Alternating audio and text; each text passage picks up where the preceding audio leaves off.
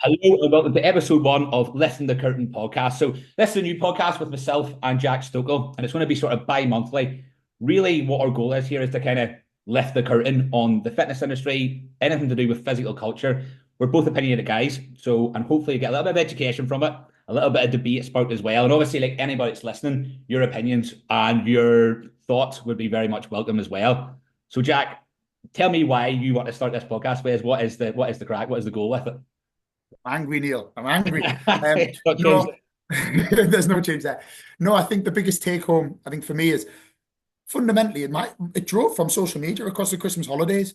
I was You're bored and you're scrolling and you're doing all of these things. And I was like, this is just the same shit over and over again. It's just a different person. It's the same language, it's the same tone. None of it's really captivating. None of it's educational. Like for me, social media should be used to really motivate, but also educate people. And I think it's kind of gone away from that, where like it should be a good resource tool where you learn things and then you take it away. And just general mixed messages and shit within the industry, where there's a lot of people doing a lot of things and probably putting a lot of effort into whatever it is they're doing, but they're not getting anything out of it.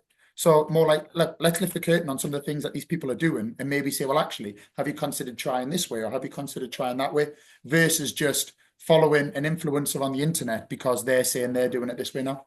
Yeah, I agree. And that's what we were talking about. Even the other day, I put a post up sort of saying about you wanting an entertainer. Now, ironically, we're doing a podcast, but we hope to add some education to it. But a lot of it I see now is like, as you say, very diluted. It's more marketing and trying to sell rather than trying to educate. And I know Yeah. when we first started in this, like our goal, we talked about it, we worked together, obviously, which we'll talk about, was always very much about delivering a service, a product, and essentially a result. And I feel that gets lost a little bit now as to like, right, how can I get more likes, more exposure without any real like actual substance there behind it? Yeah, there's no end product. Like we always used to use the analogy when we worked together of like, if you went into the Apple store and you go, right, I want to buy this phone. Well, guess what? You paid the money and you got the phone. There was a guarantee. It's a product that comes in a box and you can touch it. Well, in the gym world, you buy something, but you're not necessarily guaranteed anything thereafter. And I think both being coaches, it's something that, we need to really be able to get an end product, get a result where it's tangible, where you can see the before and the after. And at the moment, it just seems to be all the before, and not a lot of care for the client as well. Like fundamentally, this is all about the client. It's not Yeah. about you as the trainer. It's about the client, the person that you're working with. And all I see is a lot of people just trying to become entertainers and great at marketing, which is essential to run a business. Let's not get away from that fact. Yeah. It's essential, but you've still got to have a product. And there just doesn't seem to be any products out there at the moment that are really like inspiring me and saying, yeah, you're doing a smashing job. I bet your clients are absolutely loving life right now. Yeah, that's exactly. And I think this podcast can be for anybody really that's just generally into that kind of community as well. But like whether you're a coach or client or someone that's just working in the gym, hopefully, and it will do, that's our goal here, is to add some value to it. But I think like it's important since episode one, some people will know you, Jack, some people will know me. They're going to struggle with a language barrier here as well. I had a full Geordie or full Northern Irish now that have moved back home. So I kind of want to get like I think give people a little bit of background as to like first of all yourself and then myself as in the industry as well. Yeah, man. Yeah, without going on a roller coaster, did GCSE sports science, fell in love with it, got into the gym, fell in love with that, wanted to get loads of girls. So ironically, you get a massive chest and you do all of that. Fell in love with that. Got really good at it and was like, oh, actually, I could probably do something with this. Swore I'd never be a bodybuilder, swore I'd never take steroids. Yeah, well, that went out the window. Turned into a bodybuilder, took loads of steroids, won a British championship, and then got to a point where mentally bodybuilding wasn't for me anymore. Still had a passion for all things fitness and gym, but the bodybuilding lifestyle that I was leading just wasn't doing me, serving me well, wasn't doing me well. So I wrapped all that in, tried duathlons, triathlons, got back playing football again, bought a gym, and then off buying the back of the gym, then fell back in love with the weight training again. And yeah, here I am. Yeah, I mean, I remember seeing you 21 years of age. Like, probably I was an absolute freak show. I think you were like signed to Ronnie Coleman. I think it was Yeah, down at what was it, Body Park? body Back in power the in day. Birmingham, yeah, body Back in power. the day, like, and I remember Matthew Walker, who owns another gym in Newcastle, was saying my mate, I does a bit of training. I remember seeing you were about 21. Just a little bit. I said, a bit of fucking training. We do a bit of training. I Yeah. can't. Yeah. No, I used to just eat and eat and eat and eat. But yeah, no, so predominantly bodybuilding background. Alongside being a personal trainer, since I was 18, I'm 33 now. It's all I've ever done. I've never had a proper job. I know it's a proper job, but you know what I mean. I've never had to go to an office or any of that style of things.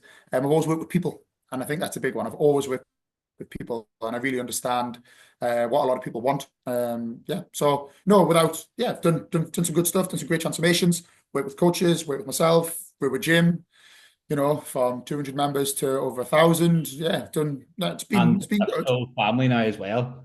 Yeah, wife, kids. Yeah, no. So I've done a roller coaster in 33 years. But I guess if you don't know me and you're thinking, well, why should I listen to this guy? It's because I actually care genuinely and I have the experience to back up that level of care. I don't just want you to get a result. I have an experience that'll also push it and make it happen. And basically lift the curtain and say, mate, I've been there, I've done that, I've got a t-shirt, that's a pile of shit. Been there, I've done that, don't do that, it's a pile of shit. I've had 10 clients that have tried this thing, honestly, awful, don't do that, try it this way. So hopefully the biggest thing for me is about a bit of education as well, making sure that people who want to change their bodies and change their physiques do so in the easiest fucking way possible. Yeah. Like, it doesn't have to be a complicated process. And I think using our experience, I think hopefully we'll be able to give a bit of that. And Well, then over to you, I think Mr. that's the Rennie. big Tell me thing. about you. It's like experience being a major factor in this.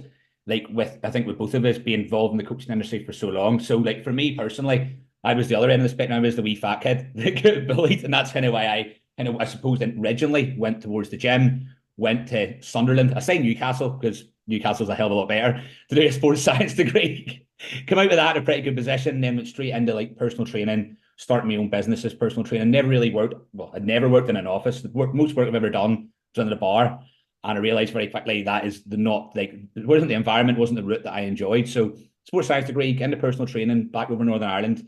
After a few years, I came to Newcastle, which to me was like stepping into like what I seen at the time was like a big, big pond, coming from like was a place where everybody knows you to a place then when nobody knew you, nobody cared, and you had to kind of build yourself with it. And I believe I was thinking, it's about 8 years ago, and social media at that time was very different. It was kind of, I would say, more Sorry to jump in. The reason you people got to know you was through what? results. Results. Yeah, Results. yeah. Fundamentally, it wasn't because of the internet, it's because of results. So like that was always the big thing for me. It was very much a transformation based thing because I went through that myself, and then I suppose I garnered a bit of experience and empathy from being in that position and seeing what training and that lifestyle generally could do for me. And then really personal training kind of blew up in Newcastle. Obviously, me and you worked together just after COVID when you opened the gym and starting that project. Around that time, I got very much into, I suppose, the extreme end of body transformation within my own, like with myself. So competed in multiple bodybuilding shows, definitely not to the same level as Jack, but at the same time, found a real passion in it. And I know our opinions, or probably our experiences of bodybuilding, is very different. Where at a time it put you off, it's always been something that's been a huge part and added a lot Yeah. of value to my life. Where I know it's something I'm sure we'll talk about at some point in the podcast. It's given a lot. Sometimes it's a bit like alcohol, somewhat, in that like Yeah, some people it'll complement their life, they have a great time with their mates, they love it, and other people it's just not for them. It doesn't make it right and it doesn't make it wrong. It's yeah, just what's right for you and what's not right for you. yeah. But So I'm really grateful to have had that experience because I wouldn't be having this conversation with you now. So that's it. I wouldn't. It all builds. And I think like coming from a different background as well gave me different experiences, and actually working in England as well opened up my pond, as I said, a lot more in terms of Yeah. working in different cultures, different backgrounds. It gave me a lot of understanding of different types of people, and I felt that made me a hell of a better coach doing so. Now, Yeah. in terms of my like actual coaching, a lot of it's online. I went away from the gym floor and realized that isn't what I want to do. And I think that's where a lot of coaches maybe go wrong as well, is they think online's the holy grail. We're actually working with people, building those relationships. It teaches you a hell of a lot. So I'm now back in doing a little bit of both. And essentially a lot of my client base is it's transformation. It's either lifestyle, but if we're doing lifestyle, we're getting a result. If we're doing photo shoots, we're getting a result. And if we're doing bodybuilding contest prep, then we're definitely aiming to get a result. So that's my background and that's my ethos, is that education alongside practicing what you preach. Yeah, man. So now everyone knows who we are. I guess we can get into the meat of things and lift the curtain. Today, we want to lift the curtain on Hyrox, or as I've been calling it for the last 2 years, Hydrox. There's only someone checked me the other day when, you do know it's not called Hydrox. I was like, no, it is. They were like, no, it's not. It's Hyrox. So we're talking about Hyrox. I'm going to lift the curtain on it. My mother's actually still calling it Hyrox. Uh, it's took over the fitness industry. There's no denying that. It is very, very popular, and probably for some reasons rightly, and probably for some reasons wrongly. Um, it's having a huge influence. Now, its influence is coming off the back of social media, from my opinion anyway. It's coming off the back of social media fit pros endorsing it and pushing it. I don't think it's come just around, like, trends come and go. I don't think it's come as a demand for it, shall we say. I think it's come from, it's been pushed into your face. We've always had the CrossFit, which has always been very well, was very successful. And now Hyrox has come on the scene and it's taken over. I'll guess you start by telling me what your interpretation of it is, and how it's affected some potentially your business, some of your clients' attitudes and potential clients' attitudes. I mean, I think like anything, like there's pros and cons to it. Like CrossFit came along, it was very much one thing or the other. Where with like, I think with Hyrox, it's much more, I suppose, accessible to the Yeah, general. there's not a lot of barriers to entry, is there really? Yeah. And I think that can be a good thing. I think the problem with CrossFit, and probably why it's died out, is its actual accessibility to like general population. People, they're doing it, but they necessarily probably shouldn't be doing it. Whereas with Hyrox, it is a lower entry level. A lot of people get into it. There's, I suppose, a community aspect to it, which we know with setting up gyms, etc. Like it's important.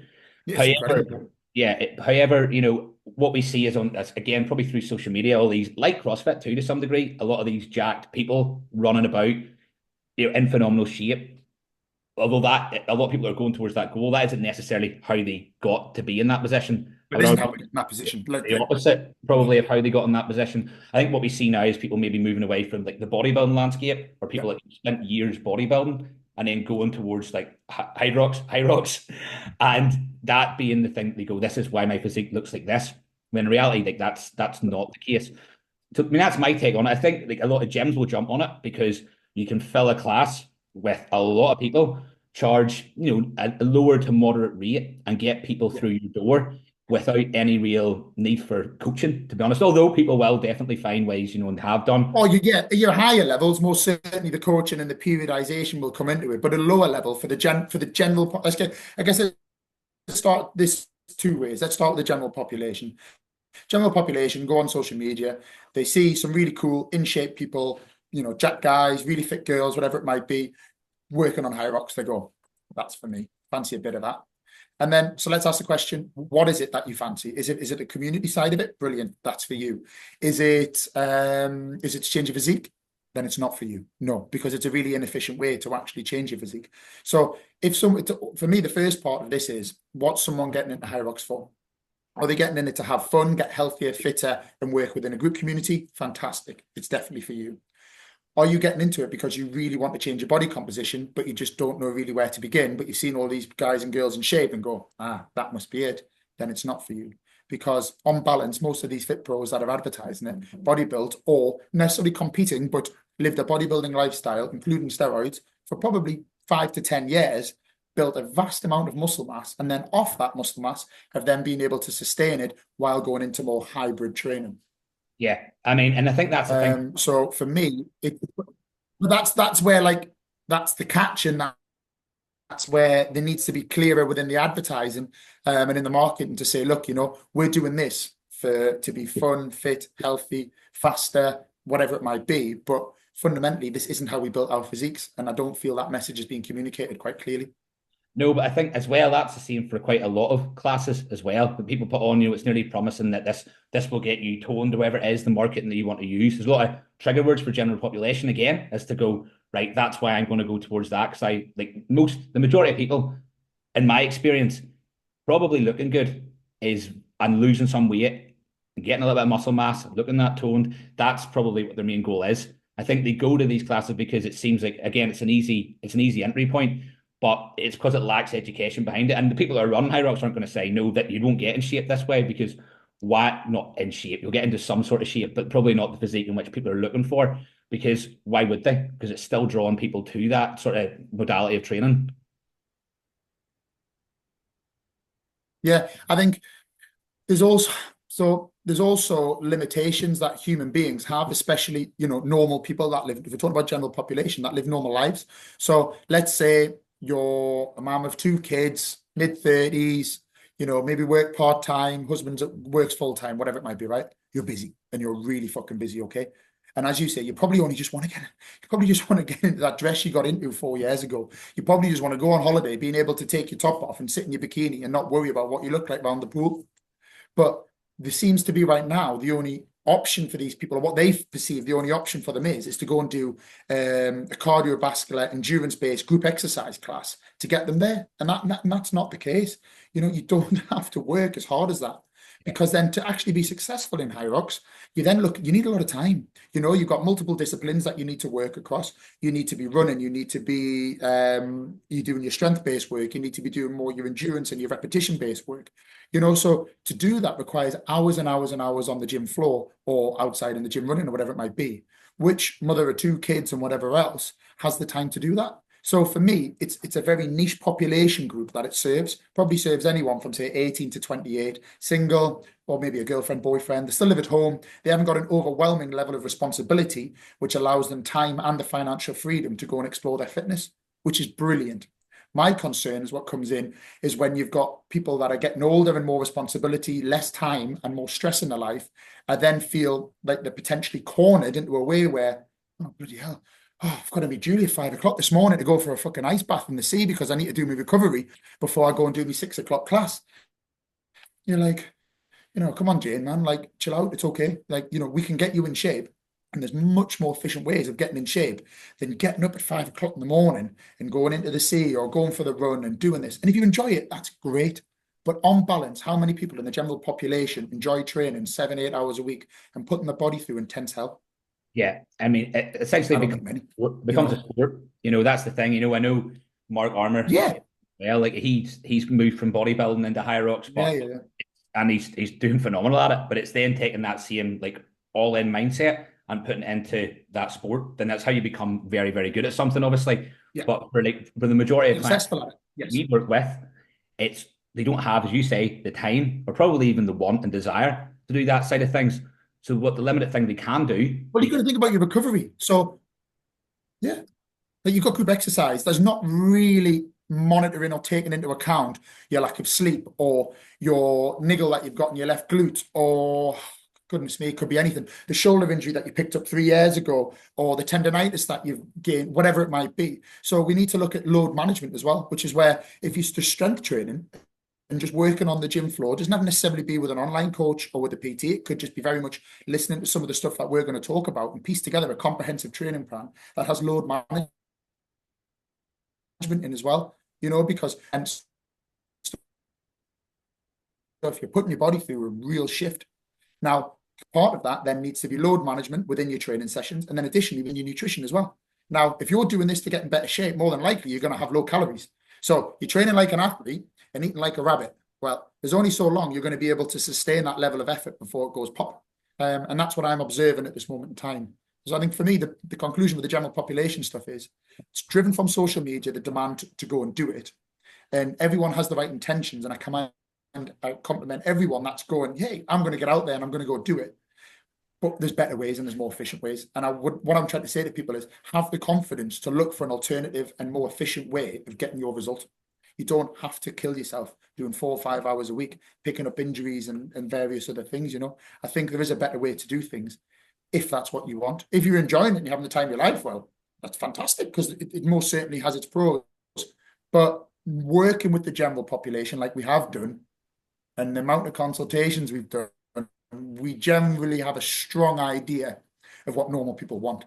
And normal people at -3 on a January morning don't necessarily want to be killing themselves in a gym class if they can come and just do some nice weight training and do some exercise, some basic steps and just eat a sensible diet. That's kind of my take home for it. One of the things you said there to me as well, it stood out, was the nutritional side of things, is because like, especially because it's high performance essentially when you're doing that.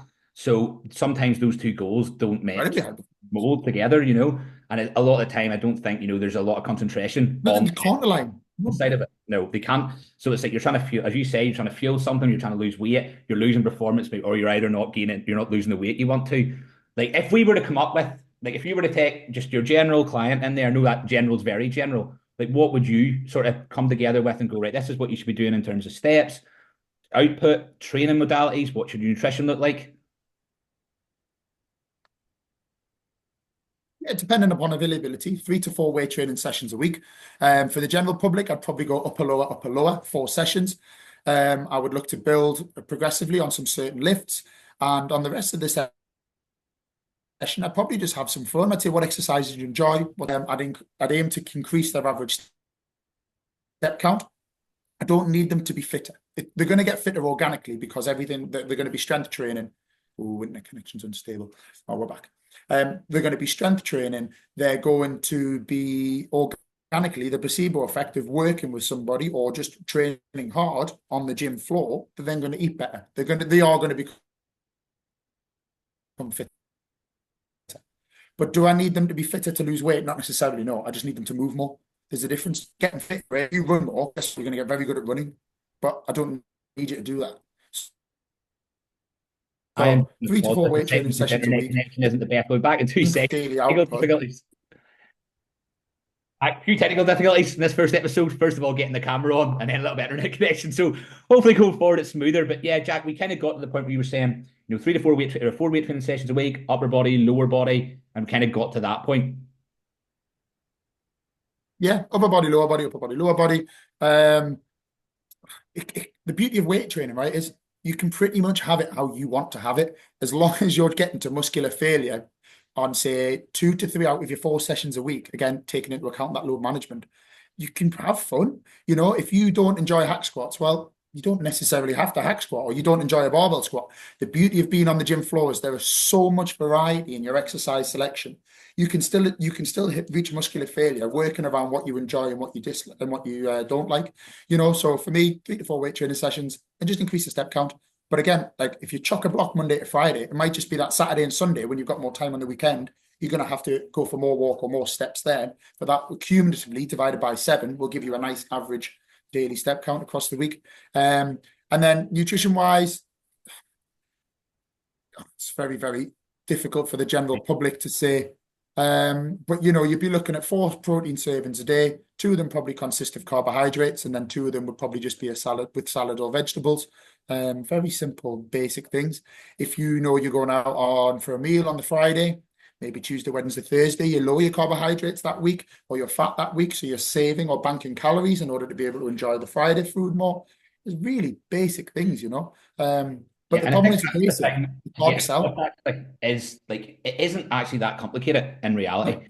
It's the majority of like progress is fairly simple. It's the application of it and doing it for a prolonged period of time. That consistency. I think that's probably a thing as well. Actually, talking about like trends within like physical culture is now like the overcomplication of whether it be training or nutrition or even output, that it becomes a selling point to make something complicated, as if it's like you need me to teach you this so you can be successful within this realm. When in reality, that's really not it. It is very simple. Like we've seen this, you kind of, I think, like generally within the gym culture, we see this kind of ebb and flow of going right back to complete basics. But like again, there's a gray area, or really overcomplicate it, and then it's like a fight against that. When in reality, I think a majority of this is like once you know a little bit, you can start putting the pieces together. But if the internet didn't exist, I think a lot of people would be happier with the fitness journeys because there's no complications. Yeah. It's just, oh yeah, I'll walk some more, I'll move some more. Yeah, okay, that's good. Okay, I can jump on the cross trainer for 20 minutes after my session. Yeah, I can do that.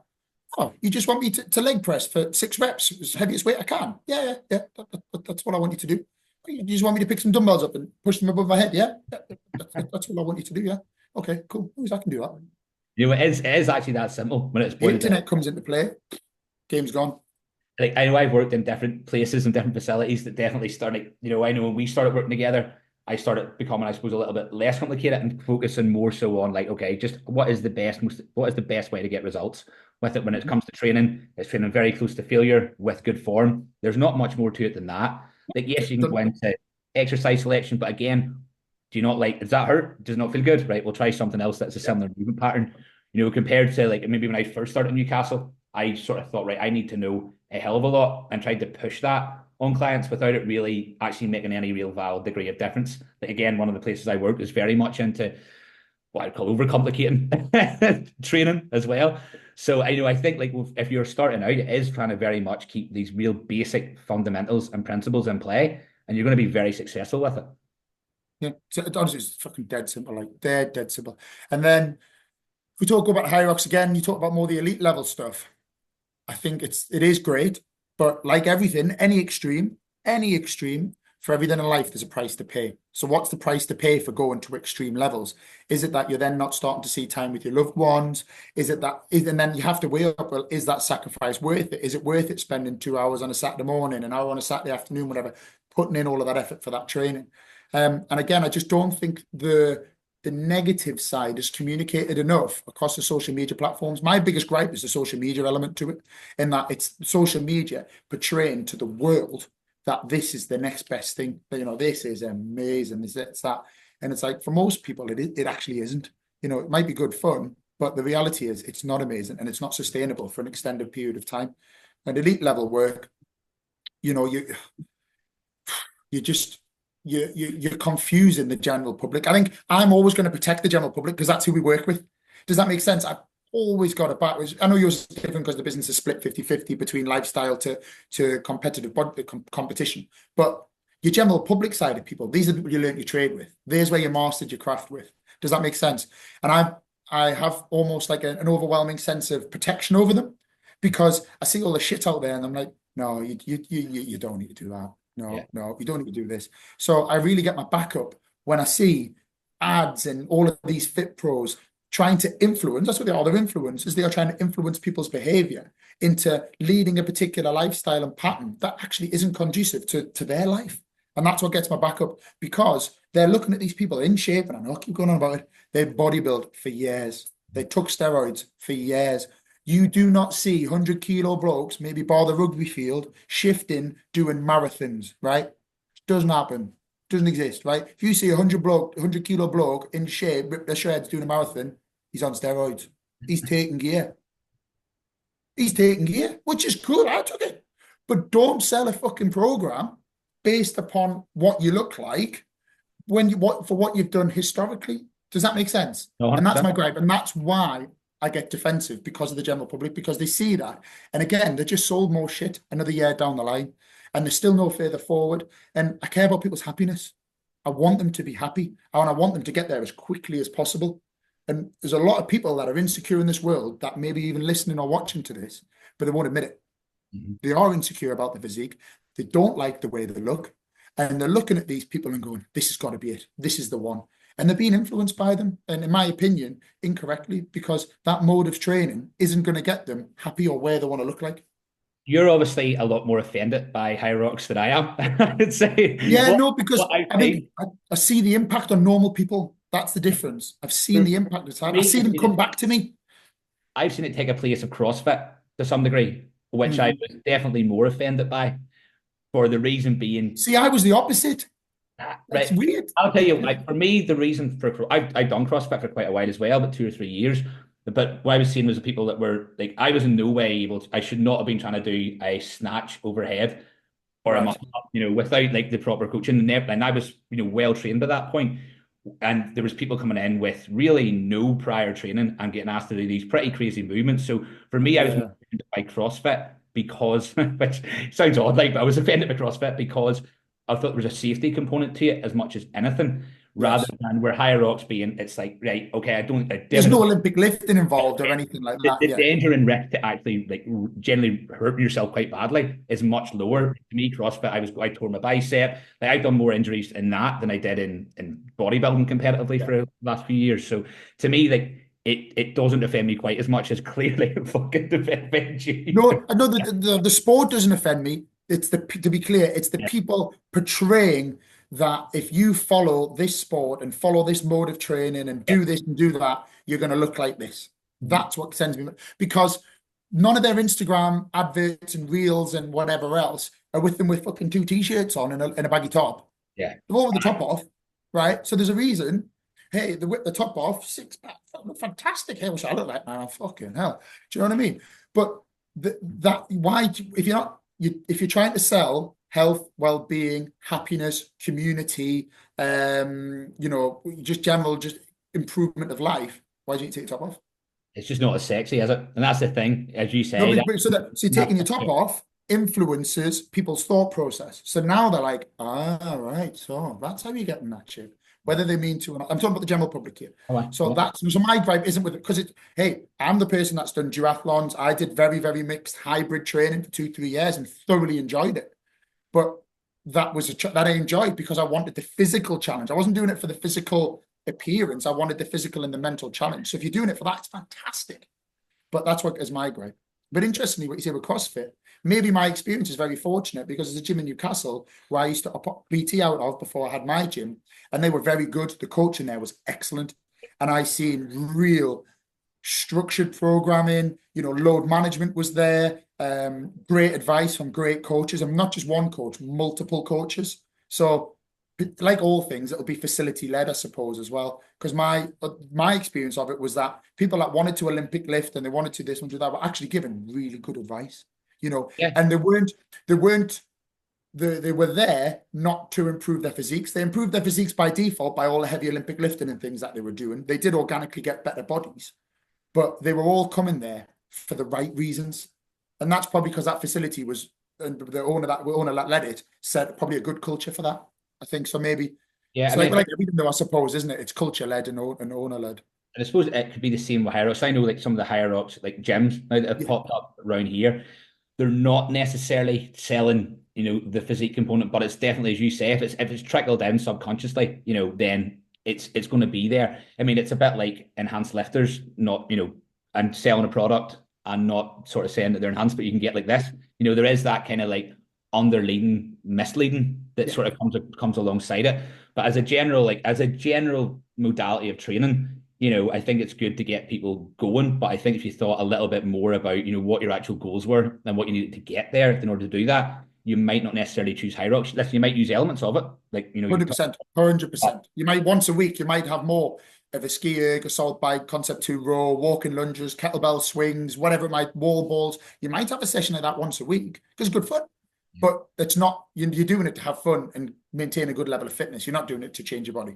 Yeah, no, I completely see your point on it. I know a lot of my friends, like my old school friends that would not have stepped foot in a gym, are now doing Hyrox and being a little bit more fit and healthy. And maybe that's like the gateway drug to them doing something that, Which is brilliant. And there's no barriers to entry. You turn up, you put your trainers on, your shorts on, and off you go. And that's great. And if you've got a sedentary person that is now not sedentary as a result of doing any exercise class, by the way, could be fucking water aerobics, could be anything. If you've moved sedentary people that drink too much and eat rubbish, and you've got them moving and organically having better habits, fantastic.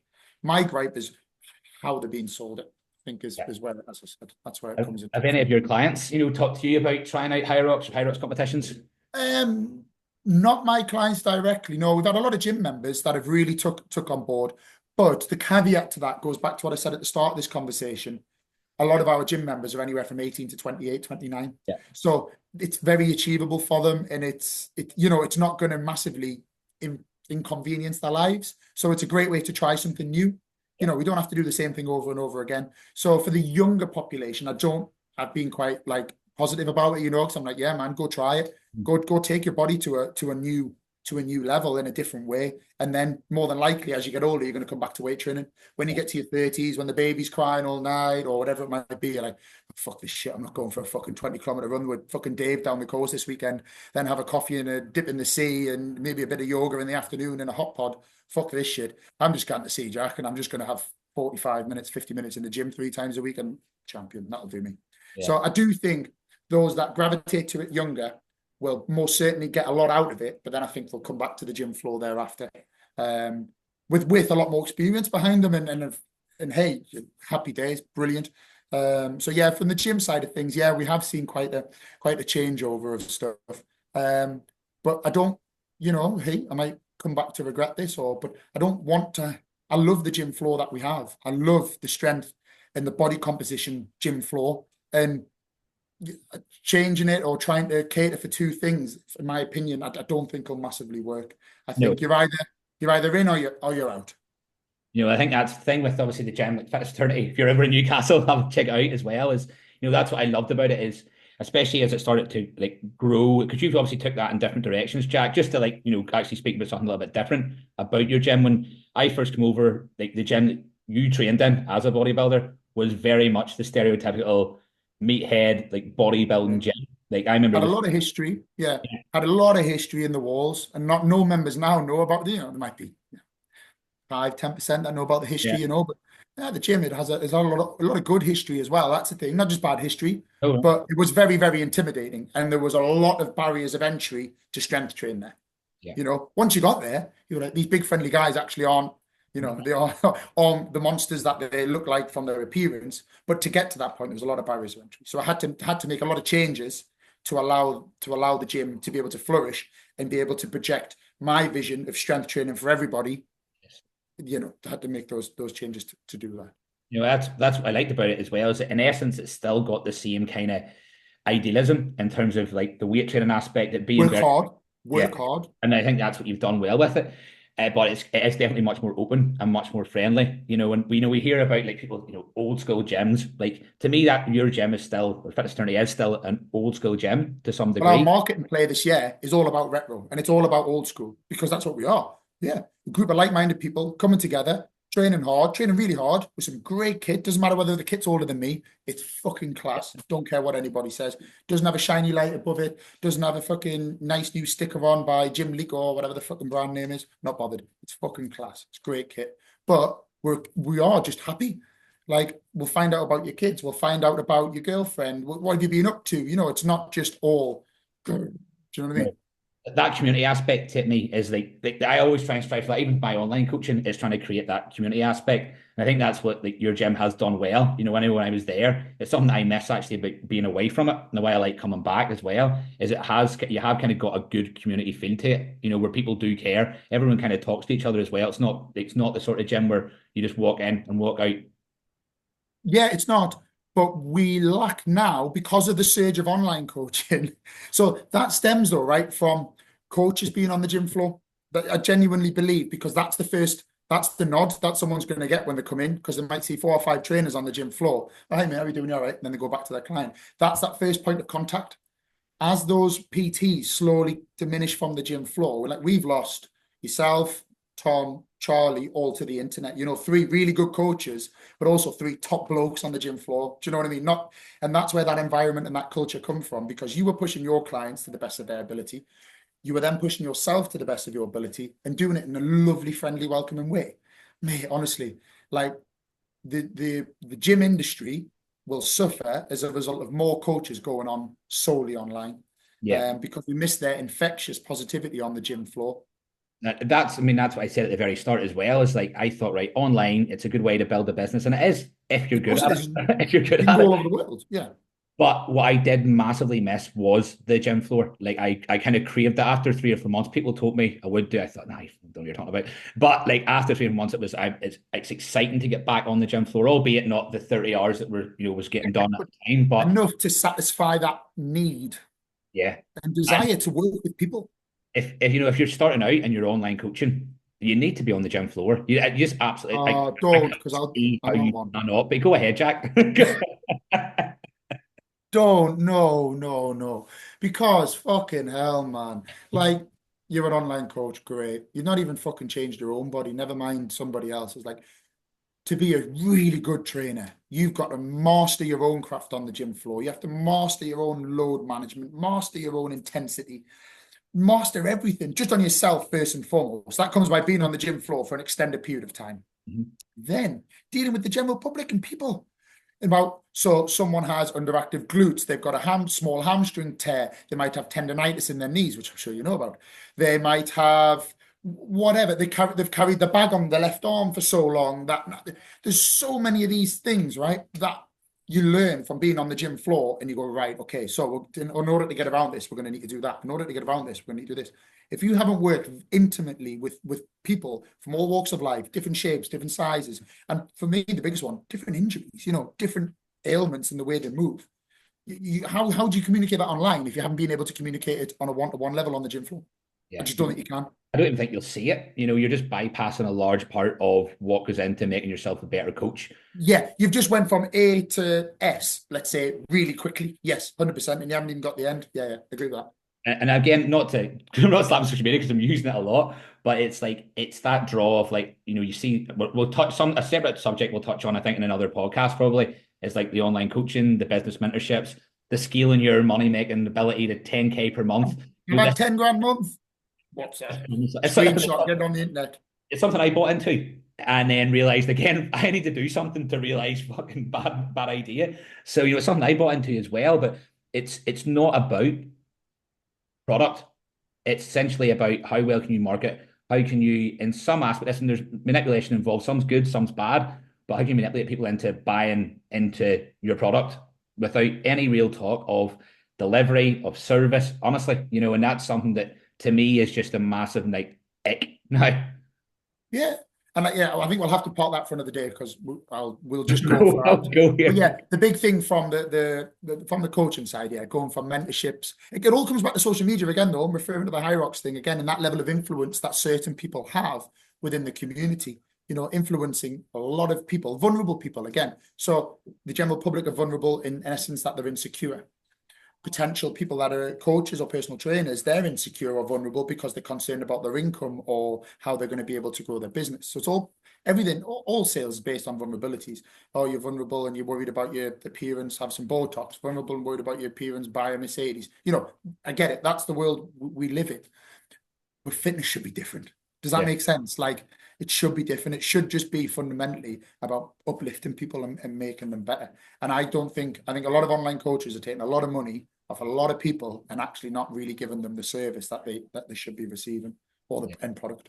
No, it's a people first service from what we do, and I think that's the big thing is that if you're going to be in this game, it has to be about you have to really concentrate on the person, the client, and then the business comes to me as a result of doing those things well. Much like training, Yeah, the body you've got comes to as a have result good of doing things marketing. well for a longer period of time.